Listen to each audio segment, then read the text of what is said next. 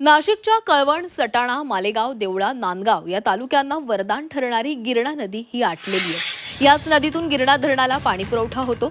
नदीने तळ गाठल्यानं आता नाशिकसह जळगाव जिल्ह्यातील अनेक शहरांवर पाणी टंचाईचे संकट ओढावलेले आहे। त्यामुळे नागरिकांनी पाण्याचा काटकसरीने वापर करावा असं आवाहन करण्यात आले आहे। याचा आढावा घेतलेला आहे आमचे प्रतिनिधी विशाल मोरे यांनी। उष्णतेच्या दाहकतेमुळे संपूर्ण नाशिक जिल्हा आणि ग्रामीण भागात हा पाणी टंचाईचा सामना आता नागरिकांना करावा लागत आहे।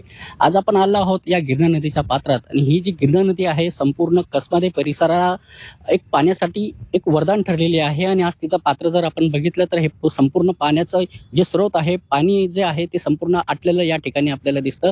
आणि हीच नदी पुढे जाऊन गिरणा डॅमला सुद्धा मिळते आणि त्या गिरणा डॅम मधून नाशिक जिल्ह्यालाच नाही तर संपूर्ण जळगाव जिल्हा वगैरे इतर गावांना सुद्धा त्या डॅम मधून पाणी पुरवठा केला जातो। आणि आता कुठेतरी पशुपालक देखील चिंतेत असून बऱ्याचशा तालुक्यातील गावांना, खेड्यांना आता प्रशासनाकडून टँकरद्वारे पाणी पुरवठा देखील केला जात आहे। त्यामुळे आगामी काळात भीषण पाणी टंचाईचा सामना नुसता नाशिक जिल्ह्यालाच नाही तर गिरणा डॅमवर अवलंबून असलेल्या गावांना व जिल्ह्यांना देखील होऊ शकतो।